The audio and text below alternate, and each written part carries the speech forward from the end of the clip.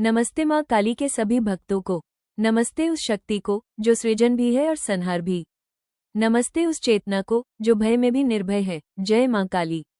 आज हम जिस दिव्य कथा को सुनने जा रहे हैं वो केवल एक कथा नहीं, वो अहंकार के अंत, अधर्म के विनाश और नारी शक्ति के परम स्वरूप की महागाथा है।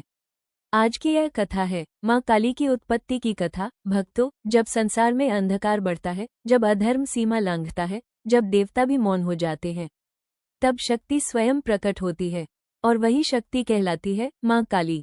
आइए मन को शांत करें, नाम जपे काली काली महाकाली और कथा का आरंभ करें। बहुत प्राचीन समय की बात है जब पृथ्वी पर असुरों का आतंक फैल चुका था। रक्तबीज, शुंभ और निशुंभ जैसे असुर अपने वरदानों के अहंकार में चूर होकर देवताओं को पराजित कर चुके थे। रक्तबीज ऐसा असुर था कि उसके रक्त की एक बूंद भी धरती पर गिरती तो उसे हजारों नए रक्तबीज जन्म ले लेते। देवताओं के अस्त्र निष्फल हो चुके थे, यज्ञ रुक चुके थे, मंत्र मौन हो चुके थे, धरती कराह रही थी। तब सभी देवता माँ दुर्गा की शरण में पहुंचे। देवताओं की पीड़ा सुनकर माँ दुर्गा की आंखों में करुणा भी थी और क्रोध भी।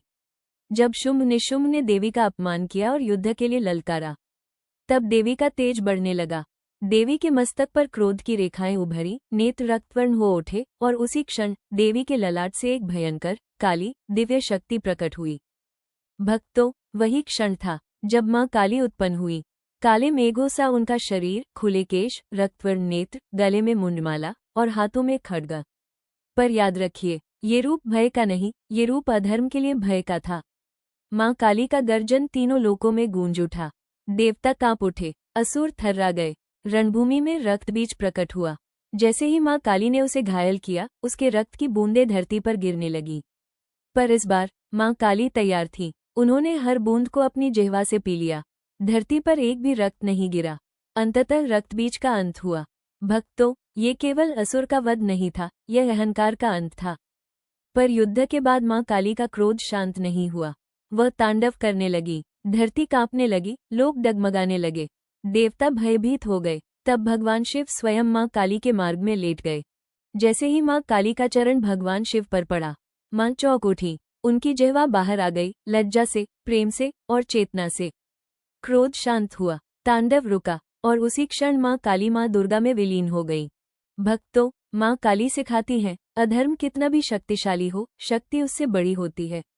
नारी केवल कोमल नहीं, वो संहारक भी है। जो शरण में आता है, माँ उसकी रक्षा करती है।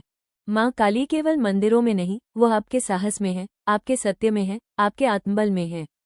यदि यह कथा आपके हृदय को छू गई हो, यदि माँ काली का नाम आपके मन में गूंज उठा हो, तो कृपया इस कथा को लाइक करें, अपने अन्य भक्तों के साथ शेयर करें और ऐसे ही दिव्य कथाओं के लिए चैनल को सब्सक्राइब करना न भूलें। कमेंट में लिखिए, जय माँ काली, जय महाकाली, जय शक्ति। नमस्ते।